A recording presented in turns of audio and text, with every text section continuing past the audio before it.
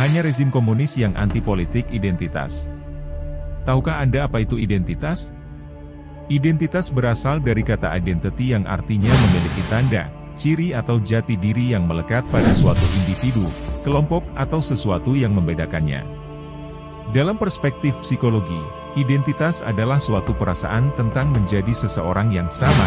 Perasaan tersebut melibatkan sensasi fisik dari tubuh, body image, tujuan, nilai-nilai, dan pengalaman yang dimiliki oleh seseorang, suatu perasaan yang berhubungan dengan rasa keunikan dan kemandirian.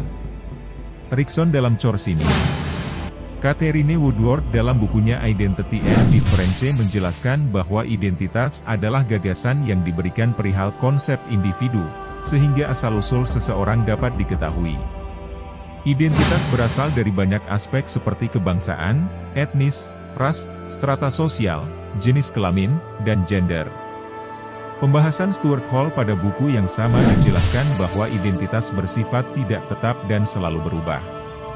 Identitas tidak dapat dilepaskan dari representasi karena proses representasilah yang memiliki pengaruh tidak langsung dalam pembentukan identitas. Menurut Hall, identitas terbagi menjadi dua yaitu, being, dan becoming. Being, atau disebut juga dengan self-subjectivity, adalah identitas yang dilakukan individu terhadap dirinya sendiri. Becoming, adalah refleksi identitasnya pada situasi sosial sekitarnya. Identifikasi ini akan mengarah pada justifikasi identitas pada lingkungan sosialnya, yang disebut interpelasi.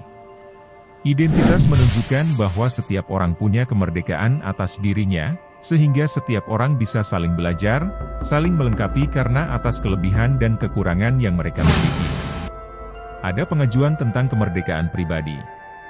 Pengingkaran terhadap kemerdekaan pribadi dan perampasan kemerdekaan individu sebagai sebuah identitas akan menyebabkan terjadinya kehilangan kepemilikan dan keragaman, sehingga semua akan menjadi seragam, tidak boleh berbeda.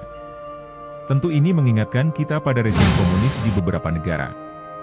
Korea Utara, Cina dan Rusia adalah negara-negara yang menganut paham itu. Di dalam pelaksanaannya ketiga negara tersebut tidak mengakui adanya kepemilikan pribadi sebagai sebuah identitas, semua milik negara, tidak boleh ada keragaman di dalamnya.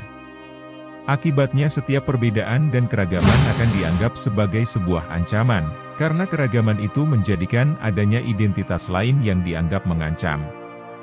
Namun kelompok elit yang dikenal dengan Politburo sebagai kelompok yang menghegemoni menikmati kelimpahan kekuasaan dan kepemilikan atas nama rakyat.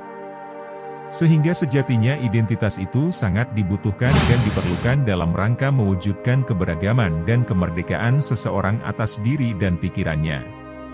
Dalam tradisi demokrasi, identitas menjadi sesuatu yang penting, karena dengan identitas itu setiap orang bisa menunjukkan jati dirinya, pikirannya dan apa yang akan diperjuangkan untuk meraih masa depan yang dianggap baik.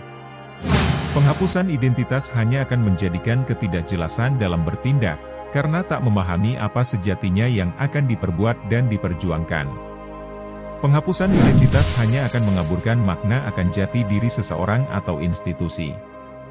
Dalam perjuangan politik kebangsaan, maka identitas adalah suatu keharusan, karena dengan identitas itulah sebuah partai politik atau seorang politisi akan diketahui apa yang diperjuangkan dan kepada siapa dia mendapatkan dukungan. Tanpa identitas yang jelas, mustahil dapat mendapatkan memperjuangkan gagasan yang dia yakini untuk mendapatkan dukungan rakyat.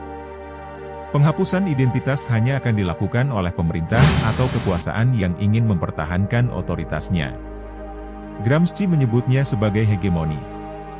Hegemoni hanya akan terjadi pada negara-negara otoritarian dan mereka yang berideologi komunis. Semua milik negara, tak ada kemerdekaan bagi warga negaranya.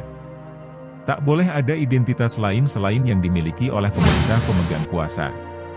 Tentu saja kita tak ingin mengulang tradisi yang dibangun oleh para pendiri bangsa terjerembab pada kecelakaan dan sejarah kelam partisipasi publik, ketika terjadi demokrasi terpimpin dan Orde Baru. Reformasi 98 yang diperjuangkan oleh rakyat dan mahasiswa, adalah cita-cita bagaimana tradisi demokrasi kita menjadi demokrasi yang baik, sehat, jujur dan adil. Sehingga siapapun yang mencoba menyeragamkan, menghilangkan identitas bukan tidak mungkin mereka adalah anasir-anasir komunis yang sedang ingin mencelakan kembali negeri ini seperti peristiwa 1948 dan 1965. Waspadalah, sejarah akan selalu berulang, maka bagi mereka yang cinta Pancasila dan rindu demokrasi Indonesia menjalankan demokrasi kerakyatan yang adil dan beradab, maka upaya-upaya penghilangan identitas harus dilawan.